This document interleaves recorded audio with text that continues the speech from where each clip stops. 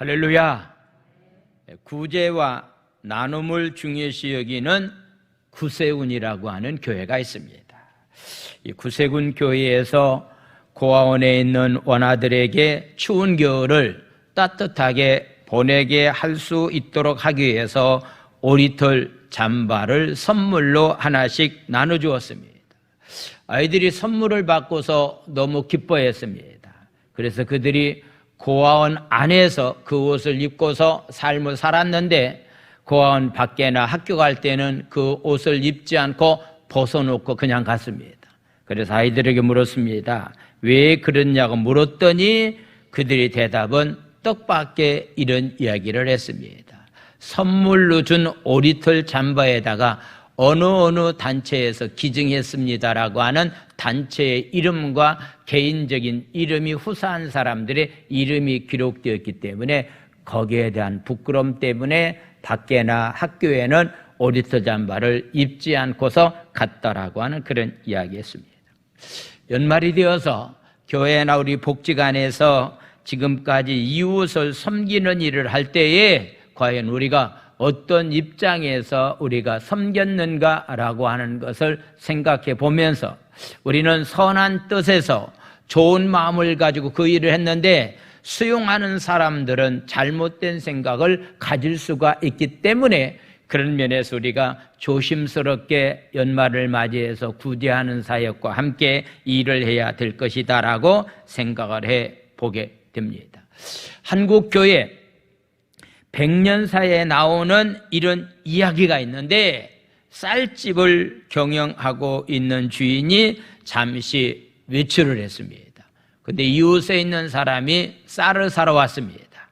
그런데 점원이 이야기하기를 외상으로 쌀을 달라고 하니까 주지 않았습니다 라고 해서 주인이 돌아왔을 때에 주인에게 점원이 그런 얘기를 했습니다. 그랬더니 그 주인은 이렇게 얘기를 했습니다. 이 사람아, 예수 믿는 사람은 괜찮아.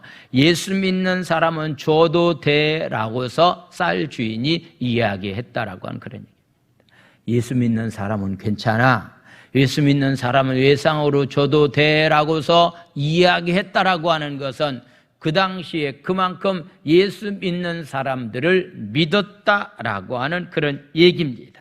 우리는 이 얘기 가운데서 우리 교회가 이런 이미지를 갖고서 그 교회 다니는 사람은 괜찮아, 예수 믿는 사람은 외상으로 줘도 괜찮아고서 믿을 만한 자로서의 삶을 살아갈 수 있는 우리의 삶이 되어야 되지 않겠는가라고 하는 것을 생각하면서 오늘 감사주의를 통해서 모압이라고 하는 사람들이 왜 하나님의 무서운 심판을 받았는가, 모압 족속처럼 삶을 살면은 이 나라도 우리도 하나님 앞에서 심판을 면할 길이 없다라고 하는 것을 생각하면서 특별히 그렇다고 한다면은 우리가 구체적으로 어떻게 삶을 살아가야 될 것이냐라고 묻는다고 한다면은 거기에 대한 대답은 하나님을 전적으로 신뢰하면서 하나님께 이 감사의 삶을 살아가는 것, 이것이 내가 살고 개인이 살고 국가가 사는 길이다라고 하는 것. 특별히 다니엘 기도회를 통해서 14일 동안 강사님들이 나와서 말씀과 간증을 통해서 많은 도전을 받았는데요. 그 간증의 내용은 여러 가지가 많이 있지만은 그들이 고백하고 있는 것은 나는 이처럼 힘들고 어려운 상황 가운데 있었다. 그런데 나의 시선이 내 힘들고 어려운 환경이나 상황을 바라보지 아니하고 내 시선을 하나님께로 행했다. 사랑할 수 없는 사람을 사랑했다. 감사할 수 없는 상황이 되었지만은 그래도 감사했더니 감사가 기적이 바로 우리의 삶 가운데 일어나게 되었다라고 한 그런 간증의 내용을 많이 듣습니다.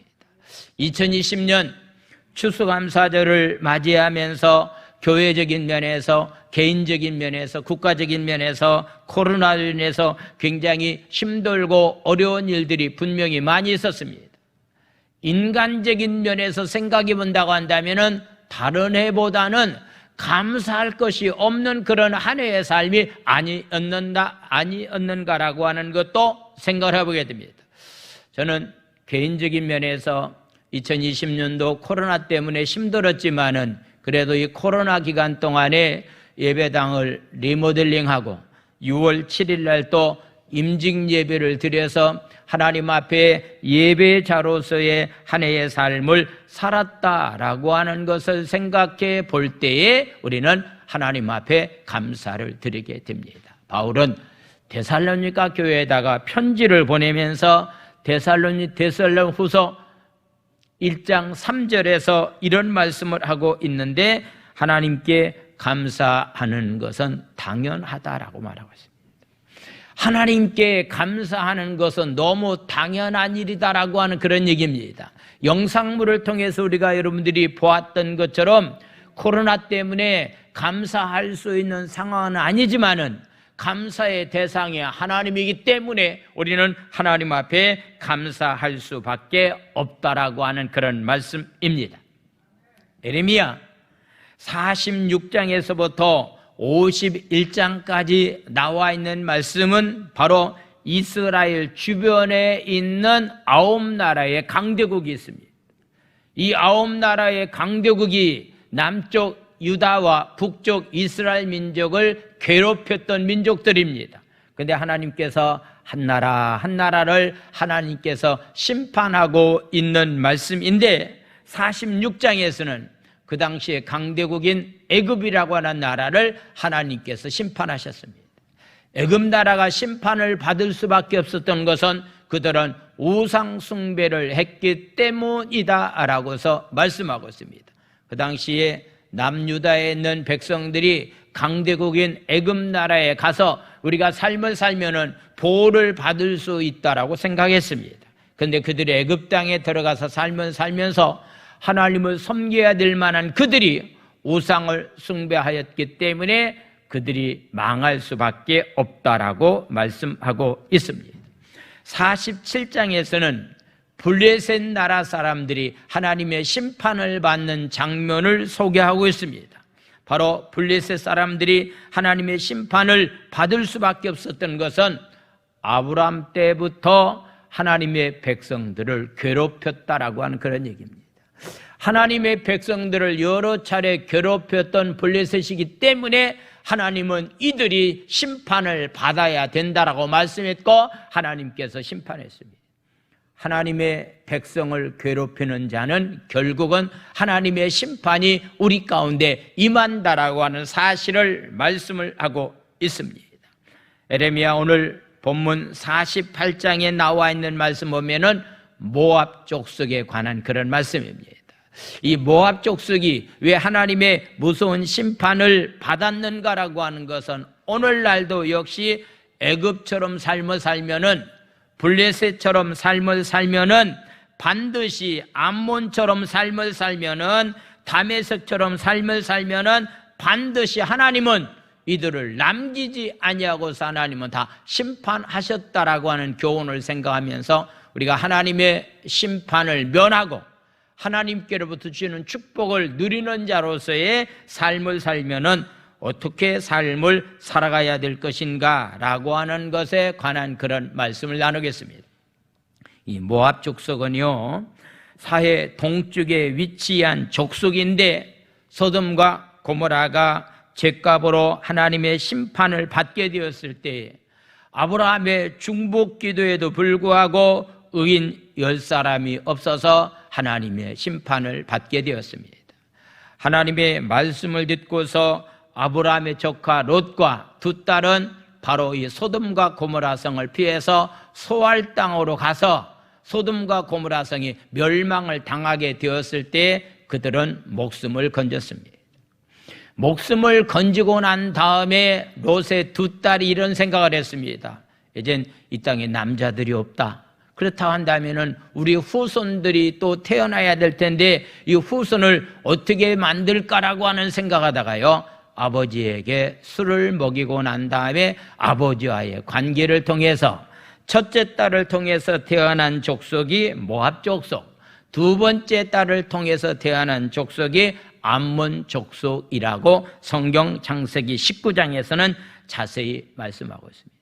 혹시 여러분들 가운데 아니 이런 어떤 면에서 굉장히 이런 일들이 어떻게 성경에 기록되었을까라고 하는 것도 생각을 해보면서 한면으로 우리가 생각할 것은 성경에 기록된 것은 사실만, 진실만이 기록되었기 때문에 이런 사건도 기록할 수 있다라고 하는 것도 생각을 해보게 됩니다. 그래서 바로 모압 족속과 암몬 족속들이 계속해서 하나님의 백성들을 괴롭히는 그런 일들이 그들 가운데 있었기 때문에 결국은 이들이 하나님의 심판을 받게 되었다라고 하는 것을 보게 됩니다. 그러면서 에레미야 선지자는 왜 하나님께서 모압 족속을 심판하셨는가라고 하는 심판의 이유 두 가지를 설명하고 있는데 그 첫 번째 해당되는 것이 바로 우상 숭배입니다. 하나님을 섬겨야 될 만한 사람들이 하나님 섬기지 아니하고 우상을 숭배했기 때문에 하나님의 심판이 그들에게 임했다. 두 번째 심판의 이유는 그들이 바로 그의 마음 가운데 교만한 마음을 가지고 있었다라고 하는 그런 얘기입니다. 교만한 마음을 가지고 있었기 때문에 하나님의 심판을 면할 수 없었다라고 하는 그런 말씀입니다. 다르게 말씀드린다고 한다면 어떤 것이 교만한 삶이냐고 묻는다고 한다면요, 풍성한 가운데서 풍요로운 가운데서 삶을 살아가면서 하나님의 은혜를 모르는 가운데서 삶을 살아간다고 한다면은, 감사가 없는 자로서의 삶을 살아간다고 한다면은 그들의 삶을 가리켜서 교만한 삶이라고 말하고 있습니다. 코로나19로 인해서 삶을 살기가 굉장히 어려운 가운데 있는데 이럴 때일수록 우리는 하나님을 전적으로 의지하고 하나님께 날마다 힘들고 어려운 문제를 가지고 기도하면서 삶을 살아가는 것, 이것이 바로 겸손한 자의 삶입니다. 최고의 교만은 기도하지 않는 것이 최고의 교만입니다. 왜냐고 묻는다고 한다면은 하나님이 도움 없이는 우리는 한순간도 살아갈 수가 없고 하나님을 의지하지 않는다고 한다면은 우리는 죽을 수밖에 없는 그런 삶인데, 이런 상황 가운데서 기도 없이 세상을 살아간다라고 하는 그 자체가 하나님 보시기에는 교만한 자의 삶이다라고 하는 것을 말씀을 하고 있습니다. 먼저 이들이 어떻게 삶을 살다가 하나님의 심판이 그들에게 임했느냐고서 묻는다고 한다면은 편안한 삶을 살아가다가 하나님의 심판이 그들에게 임했다라고 하는 것. 그래서 1절에서부터 10절까지는 그 당시에 모압 족속들의 여러 가지 도시의 이름을 거느리면서 이런 도시가 있었다. 근데 이 도시가 황폐해졌다. 이런 도시가 있었다. 이런 도시가 다 무너졌다. 그래서 사람을 살 수 없는 땅으로 되었다라고 하는 사실을 1절에서부터 10절까지 말씀하면서 11절에서부터는 그들의 삶이 어떠한 삶을 살았는가라고 하는 것에 대해서 말씀을 하고 있습니다. 그래서 그들의 삶을 한 가지로 말씀을 드린다고 한다면 오늘 11절은 이렇게 말씀하고 있습니다. 11절에 나와 있는 말씀입니다. 모압은 젊은 시절부터 편안했다. 어렸을 때부터 편안한 가운데서 삶을 살았다. 포로도 되지 아니하였다. 다른 사람에게 힘이 약해서 포로로 끌려가는 일도 그들에게는 없었다.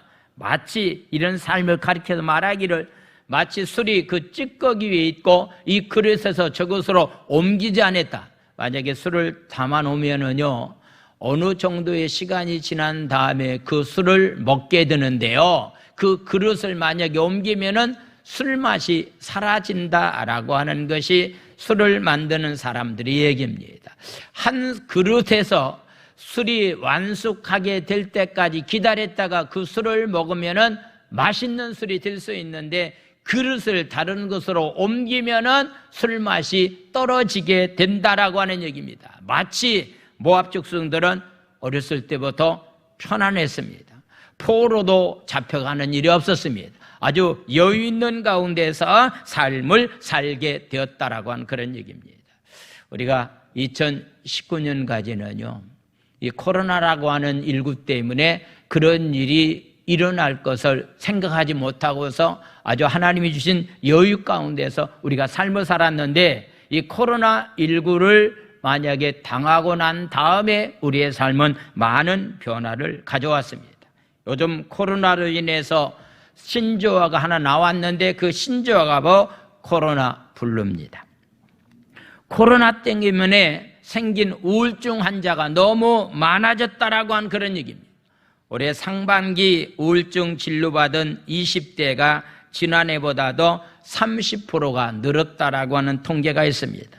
청장년층의 우울증은 활동량이 줄어들고 사회 진출에 어려움을 겪고 밖에 나갈 수가 없고 방 안에 있다 보니까 그 일로 인해서 우울증 환자, 특별히 극단적인 자살을 선택하는 사람들이 많아졌다라고 하는 얘기입니다.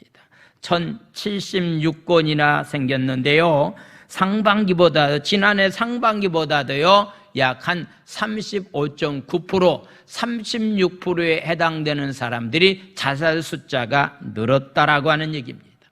코로나 사태가 장기화하면은 한계 상황에 도달한 자살 위기 계층이 증가되고 있는 모습을 보게 됩니다. 2주 전에 코미디 박지선 양이 엄마와 함께 동반 자살을 했습니다.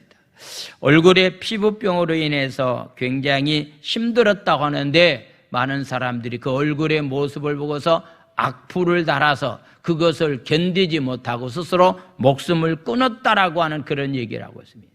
우리는 다른 사람의 신체의 모습이나 다른 사람의 삶을 살아가는 모습 가운데서 우리는 좋은 말만 하고 위로해 주는 말만 하고 긍정적인 말만 할 수 있는 복된 입술들이 다 되기 원합니다. 절대로 함부로 악플을 닫는 일은 옳지 못하다라고 하는 얘기입니다. 그의 엄마는 이런 얘기했습니다. 딸만 혼자 보낼 수가 없어서 동반 자살합니다 라고서 말하고 있습니다.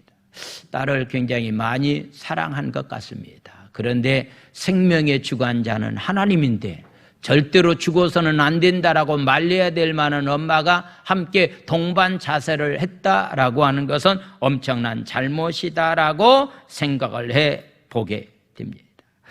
코로나 상황으로 인해서 사람들이 대면 접촉보다는 온라인 네트워크를 통해서 만나거나 아예 만남 자체를 회피하게 되기 때문에 사회관계가 약화되는 그런 현상이 지금 일어나고 있습니다.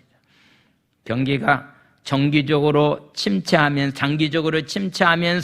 일자리의 부족과 또한 어떤 면에서 저성장 시대가 지속될 것인데, 이런 상황이라고 한다면은 삶을 살아가기가 어렵기 때문에 우울증 환자가 늘어나게 되고 삶이 힘들기 때문에 자살하는 사람들이 많이 늘어나게 된다라고 하는 얘기입니다.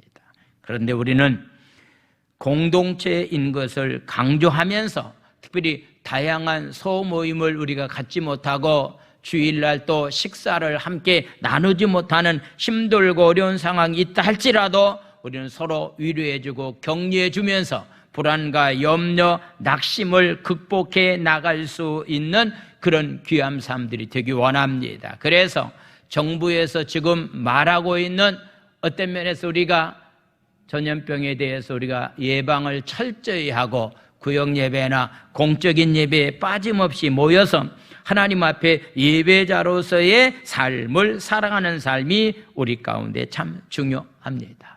바로 에레미야는 모압에 대해서 말합니다. 포로로 잡혀간 적도 없고 편안하게 삶을 살다 보니까 자기들 스스로 자고함에 빠져서 만족함을 누리면서 하나님을 의지하지 않고서 삶을 살았기 때문에 결국은 그들이 망하게 되었다라고서 말씀을 하고 있습니다. 평생 평탄하게만 살았던 사람들은 하나님 없이도 잘 살 수 있다라고 생각했습니다.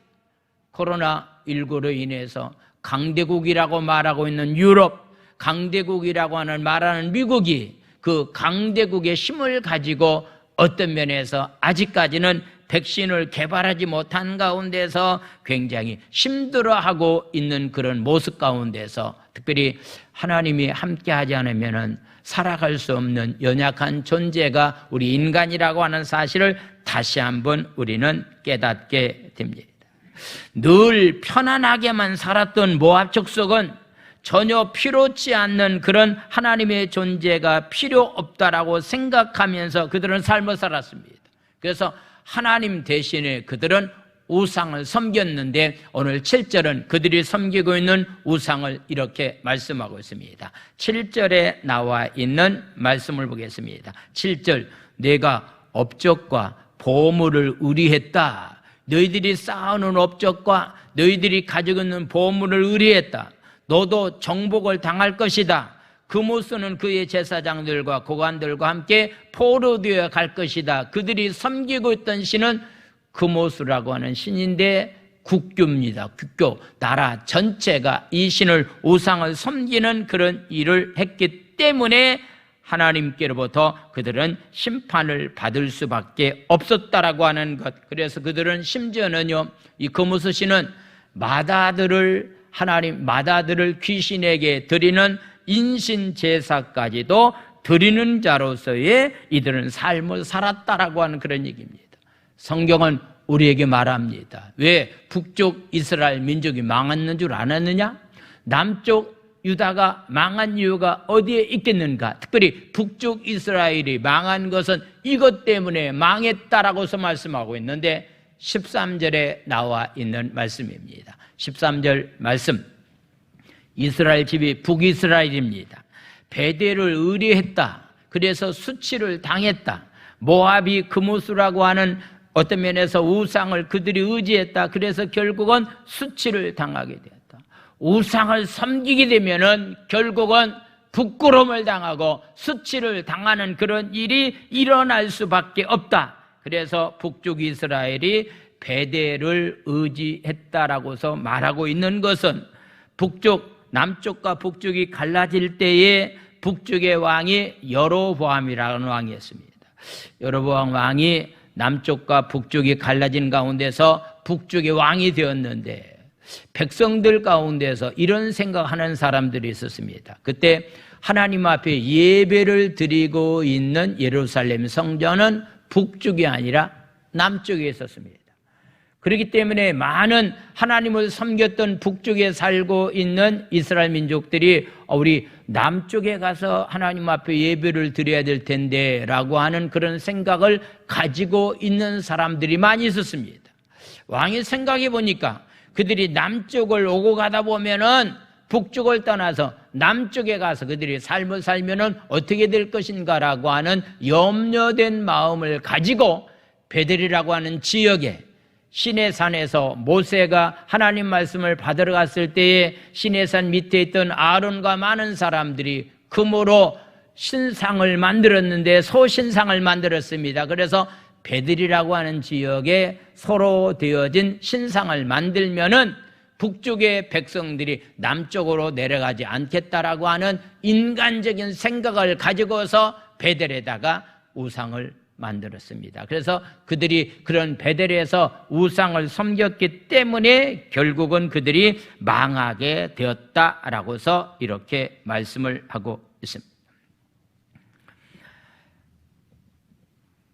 그 당시에 모압 족속은요, 정말로 그들은 용맹하고 능한 전술을 가지고 있었기 때문에 주위에 있는 사람들이 함부로 그들을 대하지 못할 정도의 나라였습니다. 14절에 나와 있는 말씀은 이렇게 말씀하고 있습니다. 14절, 너희가 어찌하여 말하기를 우리는 용사다, 능란한 전사다 라고서 말하고 있습니다. 바로 모압 족속은 용사였습니다. 아주 능란한 전술을 가지고 있었습니다. 그 당시에 군대의 꽃이라고 하는 것은 젊은 용사와 전술을 가지고 있다고 한다면은 군대의 꽃이라고 말할 정도로 이런 능한 전술을 가지고 있고 젊은 용사들이 많이 있었습니다. 그런데 이런 가운데 있었지만은 하나님의 심판이 이들이 우상을 숭배함으로 말미암아서 하나님의 심판이 그들에게 임했고 하나님을 섬겨야 될 만한 사람들이 교만에 빠져서 전쟁의 포로로 잡혀간 적도 없고 아주 편안한 가운데 삶을 살다 보니까 하나님 없이도 삶을 살 수 있다라고 하는 교만에 빠져 있었기 때문에 결국은 하나님의 심판이 그들에게 임해서 어느 정도의 무서운 심판인 것에 관해서 바로 모압 족속이 땅을 차지하고 있는 요단 동편의 대도시들이 다 무너져가게 되었고, 특별히 그 무너지게 하는 일을 하는 사람들에게 하나님은 이렇게 무섭게 말씀하고 있는데, 그 말씀이 바로 10절에 나와 있는 말씀입니다. 뭐라고 말씀했는가? 10절 말씀입니다. 여호와의 일을 게을리하는 사람은 저주를 받는다. 지금 모압 족속들이 다 이렇게 무너져가고 있는데, 무너져가는 일에 하나님께 도구로 쓰임받는 사람들이 무너뜨리는 일을 앞장서서 열심히 일을 해라. 하나님의 계획 가운데서 심판을 받을 수밖에 없는 모압 족속이기 때문에 너희들이 절대로 일을 하는데 게으르지 말고 반드시 모압 족속들을 멸족시키는 일에 너희들이 앞장서서 일을 해야 된다. 이것이 바로 하나님의 일입니다. 하나님께서 저와 여러분들에게 주어진 일이 있습니다. 우리는 그것을 가리켜서 사명이라고 말합니다. 하나님께서 우리에게 주어진 귀한 사명을 게을리하는 가운데 삶을 살아간다고 한다면 하나님의 책망을 받을 수밖에 없습니다. 그래서 늘 우리는 겸손한 마음을 가지고 하나님 앞에 삶을 살아가야 됩니다. 잠언서 16장 18절에 나와 있는 말씀을 보겠습니다. 잠언서 기자는 우리에게 뭐라고 말씀하겠는가? 18절 말씀을 보겠습니다. 8절이 아니라 18절 말씀. 교만은 패망의 선봉이다. 거만한 마음을 가지고 있다고 한다면 넘어집의 앞잡이다 라고서 말하고 있습니다. 어떤 사람이 멸망을 당합니까? 어떤 사람이 넘어집니까? 교만한 마음을 가지고 있으면 다 넘어진다라고 하는 것. 하나님의 도움 없이, 기도 없이 삶을 살아간다라고 하는 것은 가장 최고의 교만이라고 하는 것을 우리는 생각해 봐야 됩니다. 베드로전서 5장 6절에 성경은 이렇게 우리에게 말씀하고 있습니다. 베드로전서 5장 6절. 그러므로 하나님의 능하신 손 안에서 겸손하라. 때가 되면은 너희를 높이시리라. 할렐루야. 하나님의 전지전능하신 손 아래에서 저와 여러분들이 가져야 될 만한 자세는 낮은 자세, 겸손한 마음을 가지고서 삶을 살아가는 삶이 바로 우리의 삶이 되어야 됩니다. 자고함은, 교만은 평탄한 일상을 살아가는 사람들이 빠지기 쉬운 죄 가운데 하나입니다. 특별히 물질의 풍요 속에서 살아가는 사람들에게는 영적인 안일함이 찾아오기가 쉽기 때문입니다. 그래서 우리는 잘 나갈 때 조심해야 된다, 건강할 때 조심해야 된다라고 하는 그런 말을 하게 됩니다. 그러므로 우리는 삶의 고난이나 어려움이 없다고 느껴질 때에 마음이 둔해지지 않도록 더욱 조심하면서 경계하면서 삶을 살아가는 삶이 되어야 됩니다. 아울러 우리가 누리고 있는 평안과 안전이 하나님께로부터 온다라고 하는 사실을 기억하면서 날마다 하나님께 이것도 감사하고 저것도 감사하면서 사는 삶이 바로 하나님의 은혜 안에서 우리의 삶이 되어야 된다라고 하는 말씀입니다. 모압은 경제적인 풍요 가운데서 번영을 누리면서 그들은 삶을 살았습니다. 그들은 경제적인 번영에 취해 있었습니다. 풍족한 재물에 마음이 부해져 있었습니다. 주변 나라들의 번성과 풍요로움을 어떤 면에서 추앙하고 부러워했습니다. 이런 상황 가운데서 하나님을 잘 섬기고 감사하면서 살아야 할 텐데 하나님 대신에 우상을 섬김으로 말미암아서 망하게 되었습니다. 오늘날 현대판 우상은 과연 어떤 것들이 현대판 우상인가?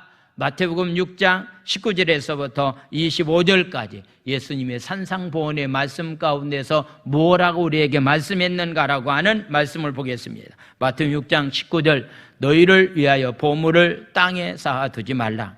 거기는 점과 동록이 해하며 도둑이 구멍을 뚫고 도적질하느니라. 오직 너희를 위하여 보물을 하늘에 쌓아두라. 거기는 좀이나 동록이 해하지 못하며 도둑이 구멍을 뚫지도 못하고 도적질도 못하느니라.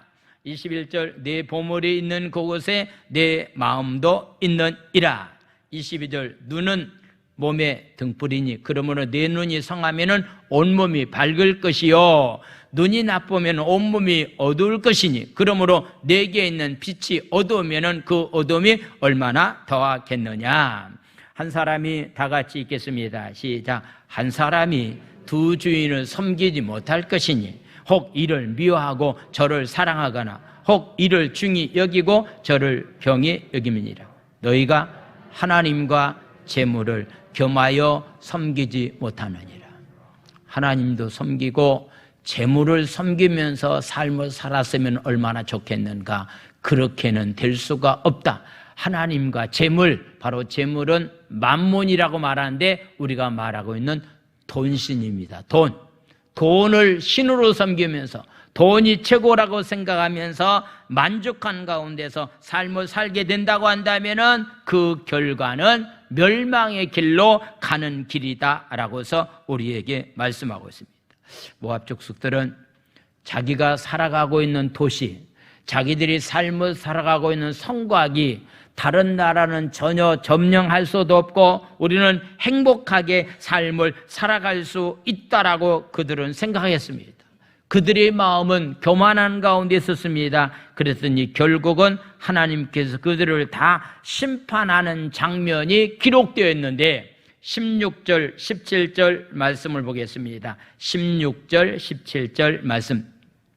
모압의 재난이 가까웠고 그 고난이 속히 닥치게 되는데 17절 말씀.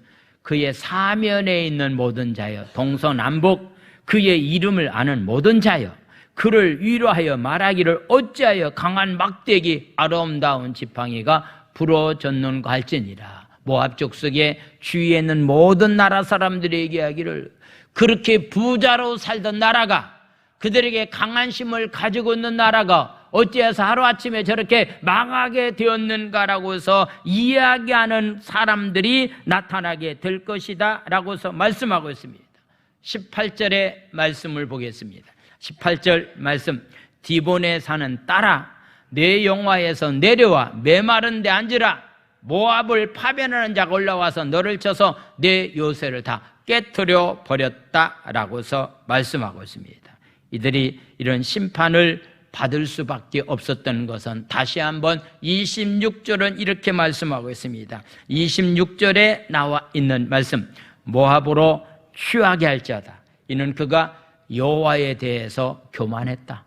그가 토한 것에 대해서 둥글므로 조롱거리가 되었다. 자기가 먹은 음식을 토해놓고 토한 음식 가운데서 몸을 둥그는 가운데 살아갈 수밖에 없는 비참한 삶을 살게 되었다. 이것은 바로 그들이 하나님 앞에 교만했기 때문이다라고 말하고 있습니다. 그래서 그들이 기쁨이 사라졌습니다. 33절에 나와 있는 말씀 보겠습니다. 33절. 기쁨과 환희가 옥토와 모압 땅에서 빼앗겼도다.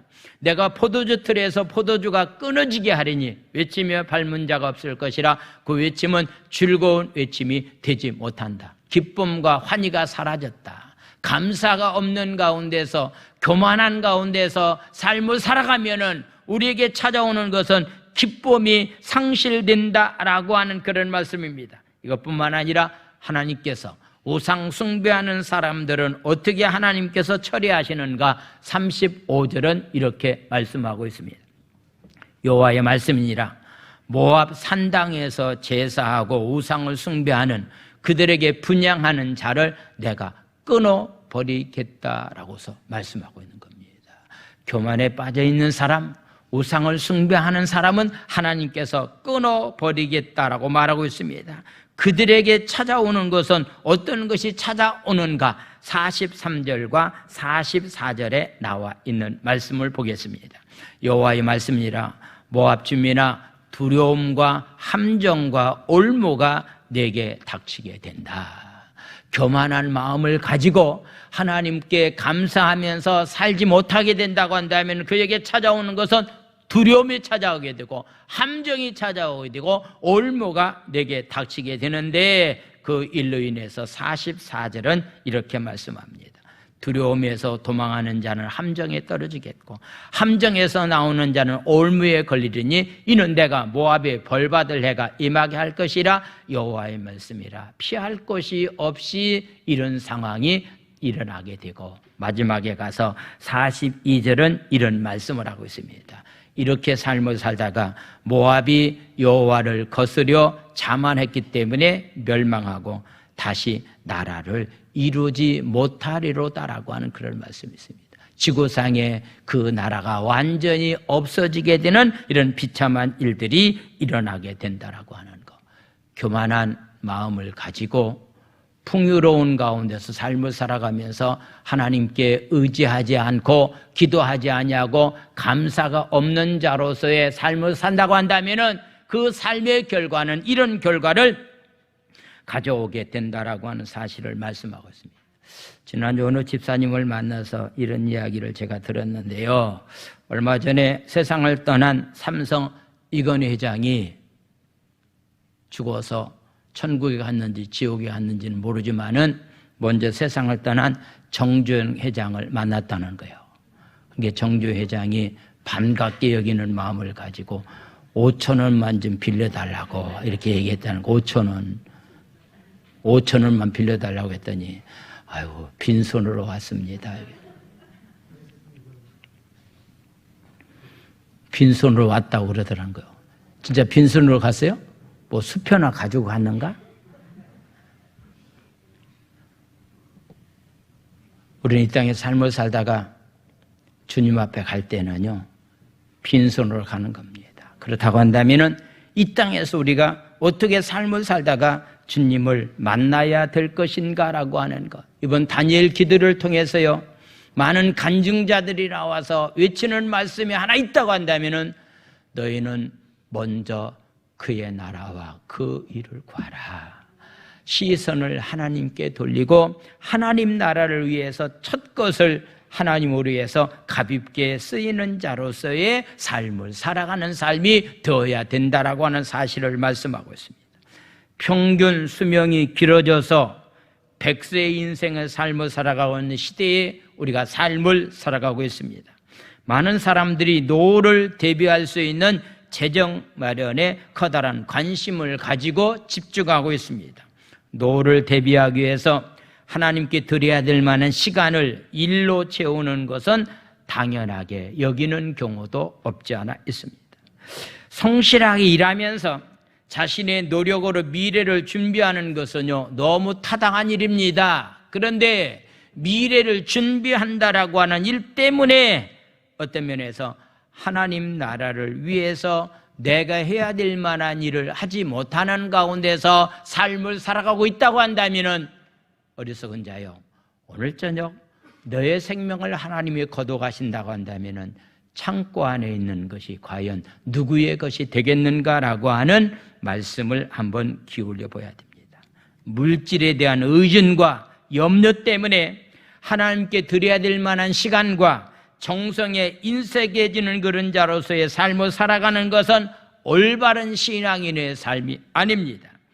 하나님의 것을 하나님의 것이라고 하나님의 주권을 인정해 주는 자로서의 삶을 살아가는 것, 이것이 가장 기본에 해당되는 신앙인의 기본에 해당되는 11조입니다.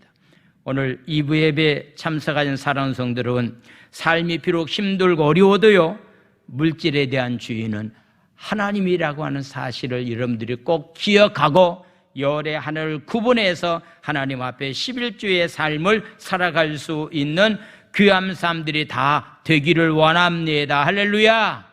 어떻게 삶을 살아갈까? 누가복음 6장 35절에서 38절까지 말씀을 읽고서 말씀을 마치겠습니다.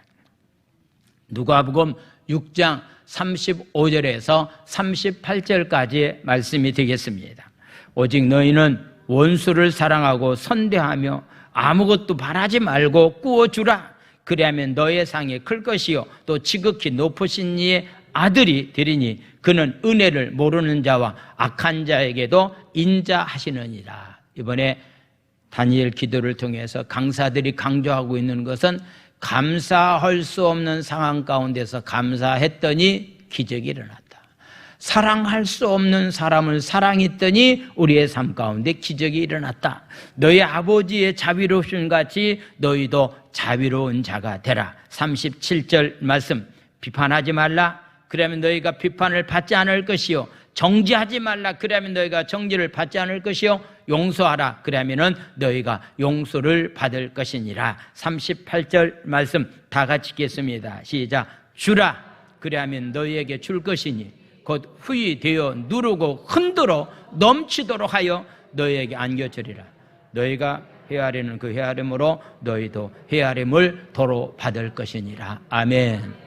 연말을 맞이해서 저와 여러분들이 해야 될 만한 일들이 많이 있습니다.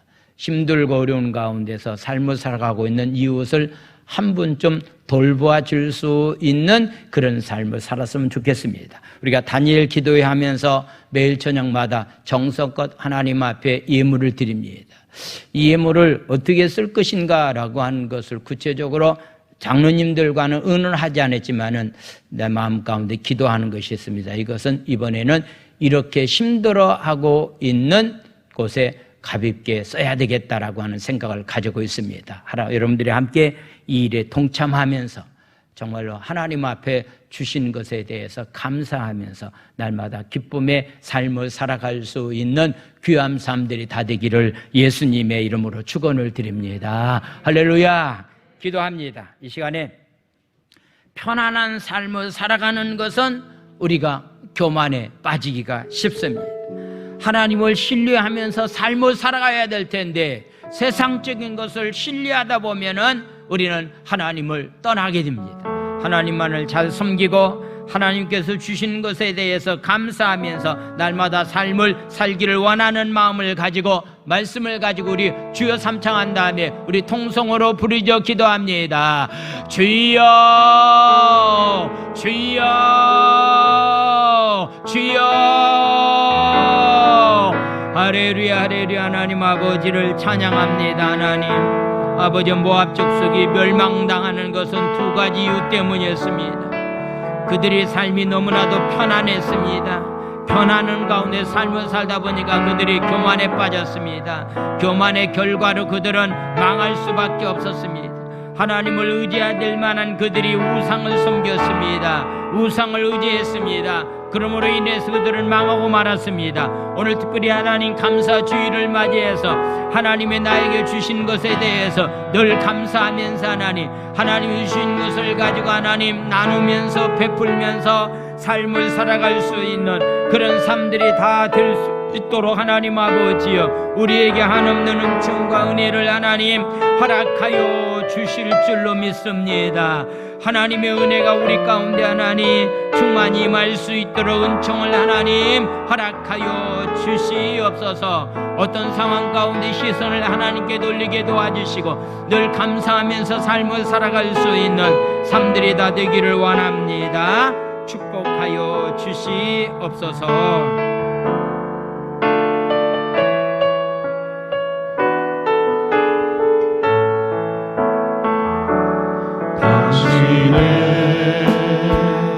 그 성님이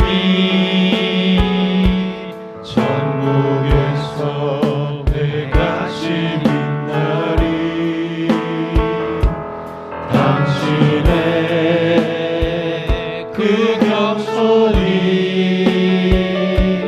천국에서 해같이 빛나리. 당신의 그 믿음이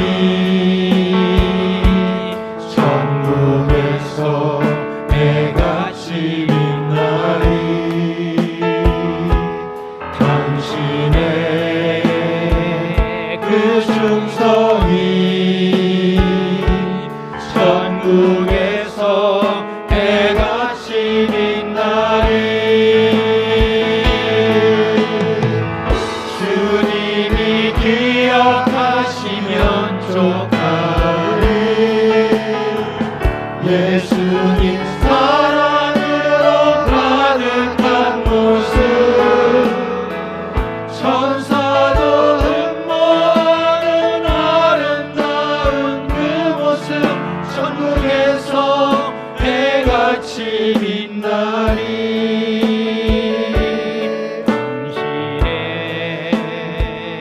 그 순종이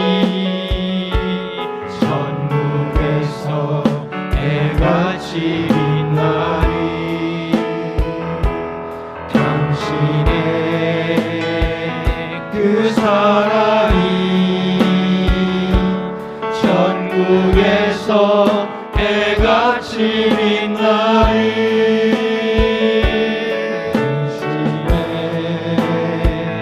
그 찬송이 천국에서 해같이 빛나리. 당신의 그 헌신이 천국에서 해같이 빛나리. 주님이 기억하시면 족하리. 불타는 사명으로 가득한 모습, 천사도 흠모하는 아름다운 그 모습, 천국에서 해같이 빛나리. 하나님 아버지, 오늘 감사주의를 맞이해서 하나님, 코로나로 인해서 상황은 감사할 것이 없다 할지라도 하나님은 감사의 대상이 되기에 감사할 수밖에 우리는 없습니다. 모압 족속이 감사가 없는 가운데서 교만에 빠졌고, 감사가 없는 가운데서 영적인 나이람에 빠졌기 때문에 결국은 망할 수밖에 없었습니다.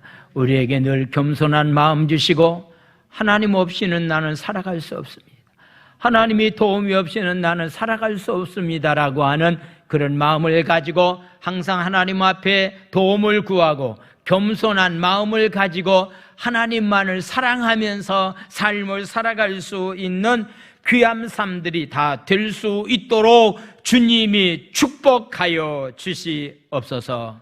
오늘 감사주일날 우리 김동철 하나님의 사랑, 김동필 사랑하는 형제, 어머니 자금자 자매님 주님 앞에 나왔습니다.